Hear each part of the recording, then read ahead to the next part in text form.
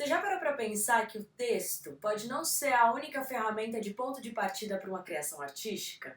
Uma peça de teatro, um espetáculo de dança, um número de circo, por exemplo? Então, é sobre uma dessas formas alternativas não textocêntricas que a gente vai conversar hoje. Eu sou a Manu Figueiredo e esse é o Corpo e o Jogo, teatro é tão sério quanto um pega-pega.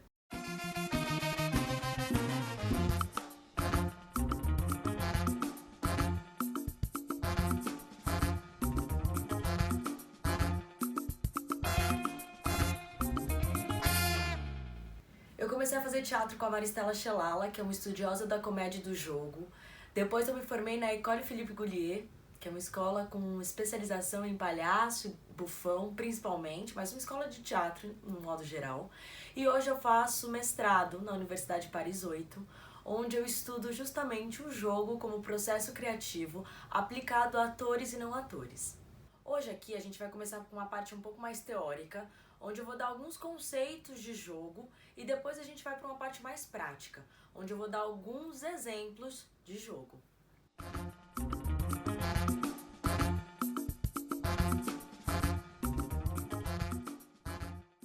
Quando eu falo de jogo, qual que é a primeira coisa que passa pela cabeça de vocês? É amarelinha, ping-pong, pega-pega, pique-bandeira, baralho, xadrez, dominó. Existem milhares e milhares de jogos. E aí, em determinado momento, um historiador chamado Johann Huizinga resolveu escrever um livro chamado Homo Ludens, falando justamente do jogo e a relação com os homens. E ele deu uma definição de jogo. E eu vou ler para vocês. Jogo é uma ação ou atividade voluntária exercida dentro de certos e determinados limites de tempo e espaço, segundo regras livremente consentidas, mas absolutamente obrigatórias, dotado de um fim em si mesmo, acompanhado de um sentimento de tensão e alegria e de uma consciência de ser diferente da vida cotidiana. Eu vou pegar algumas palavras-chave que eu acho que pode ser um caminho interessante para a gente seguir para o teatro. A primeira palavra é ação. Quem joga, age, é ator e não passivo.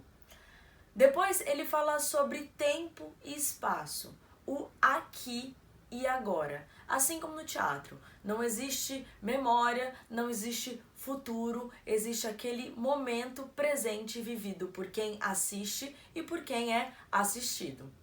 Depois ele fala de um sentimento de tensão e alegria, que é o que eu vou chamar aqui de estado de jogo, que é esse brilho no olho, é esse diferencial no seu corpo quando eu falo vamos jogar e quando você fala vamos, a gente vai para um outro registro corporal, de fala, enfim, a gente vira uma chavinha, vamos colocar assim.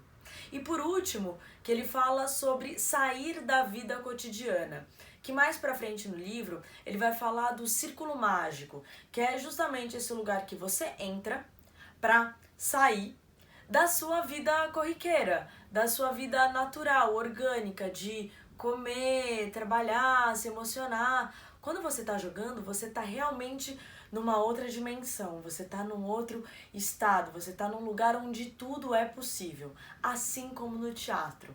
Quando a plateia compra o bilhete da peça, do espetáculo, ela tá falando, me leva pra sonhar, mente pra mim.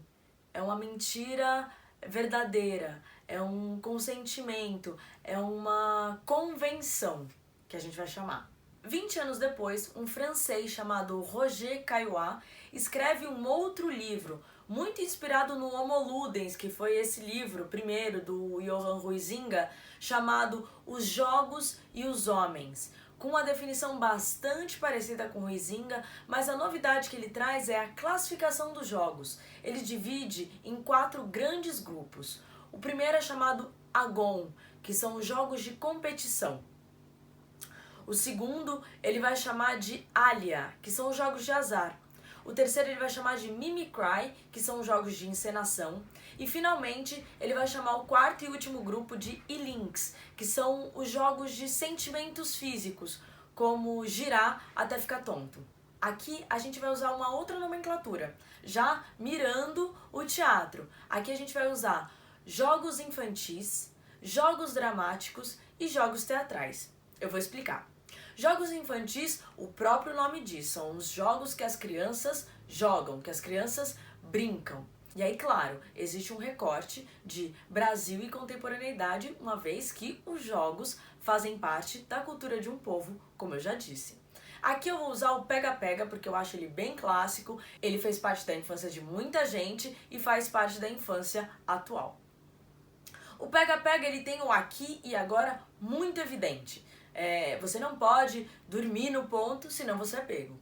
Ele tem crer na mentira. Quando você pega, você fala pego, ou queimado, ou morto. Enfim, depende de como você joga. Mas aquilo é a realidade. Essa regra é livremente consentida e obrigatória. Além disso, o pega-pega ele precisa ser fluido e não obsessivo, né? Então, às vezes o jogo não acontece porque você ficou tão na neura de que você precisa ganhar o jogo que ele acaba não acontecendo. E às vezes o jogo não acontece. O segundo grupo que a gente vai falar aqui são os jogos dramáticos, que são os jogos de faz de conta sem a intermediação de um adulto. Quem falou isso foi o Peter Slade nos Jogos Dramáticos Infantis, que é um outro livro bastante interessante sobre a temática. Eu também gosto de falar que esse jogo é também a contação de história feita pela sua tia num almoço de domingo, onde ela vai mudar corpo e voz para parecer que isso fique mais interessante, para te engajar mais e te fazer rir ou chorar, dependendo da história que ela vai contar para você nesse dia.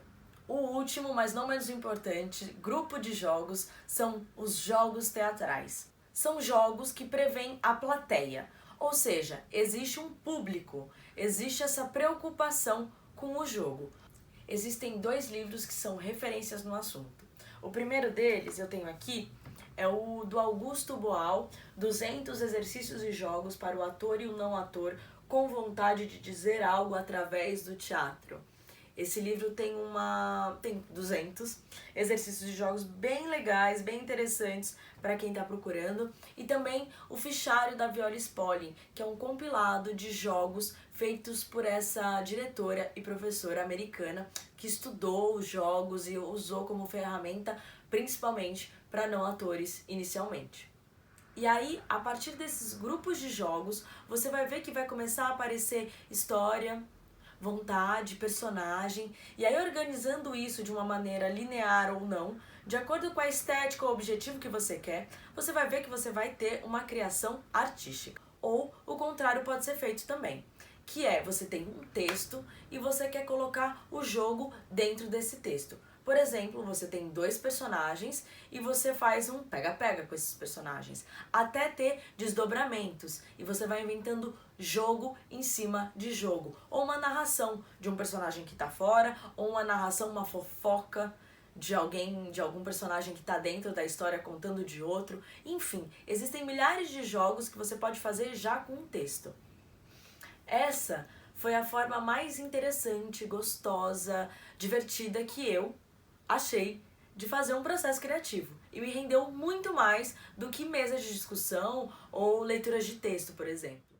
Para mim, o jogo, ele não vem antes do trabalho, ele não é um aquecimento, ele é o trabalho.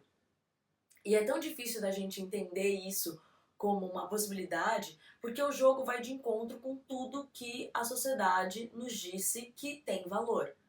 O jogo ele não é racional, o jogo ele não é lógico.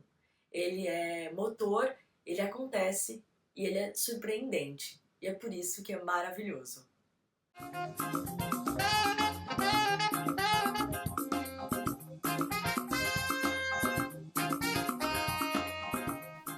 Agora eu vou dar alguns exemplos de jogos que já usei nas minhas criações.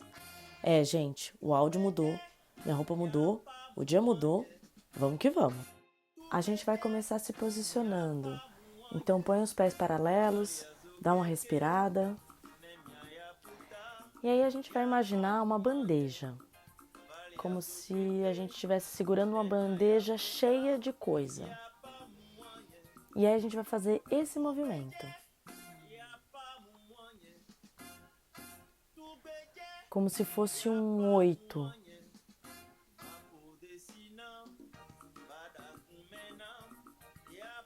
E aí, aos poucos, a gente vai engajando o corpo nesse movimento. E o movimento vai ficando maior, vai ficando enorme. Eu posso me deslocar pelo espaço. E aí, em determinado momento, eu posso fazer uma pausa. Se tiver mais alguém com você, essa pessoa pode propor a pausa no seu lugar.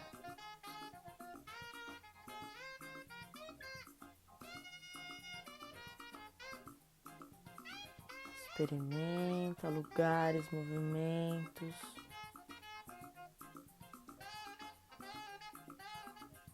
Com os 2 braços, como eu estou fazendo aí no vídeo. E aí, na pausa, a gente vai tentar pensar o que essa forma impressa no meu corpo me traz como personagem ou como história. Como é que eu preencho essa forma a partir do jogo?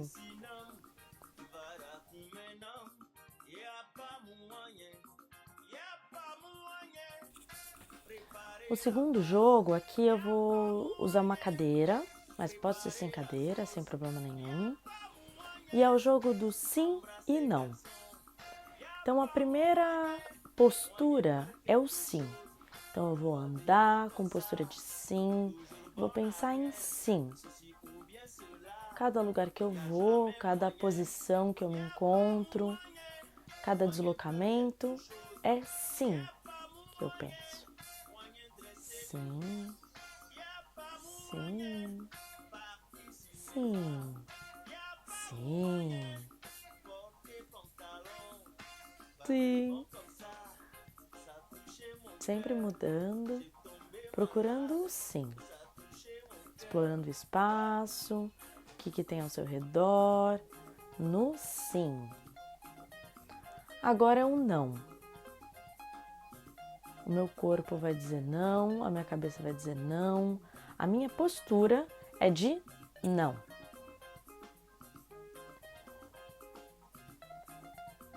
Tudo que eu faço é no negativo.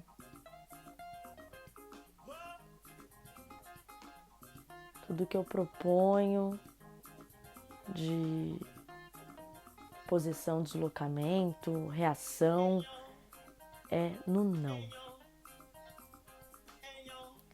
E aí, finalmente, eu vou mesclar os dois, começando com sim e não. Como se levasse um choque. Tá no sim e vira pro não. Não. Esse jogo, ele auxilia a mudança de ritmo. Tão importante na comédia como um todo, no teatro, né? Mas na comédia sobretudo.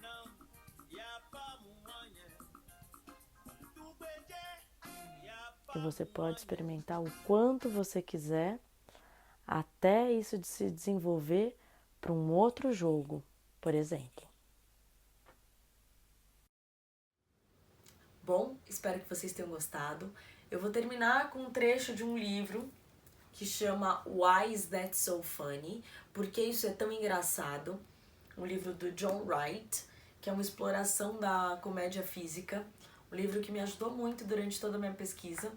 E tem um trecho que eu acho que vai ser importante da gente terminar. Você não pode fingir o jogo. Você pode ou realmente aproveitá-lo na sua delicadeza, na sua imprevisibilidade e no seu engajamento, ou não.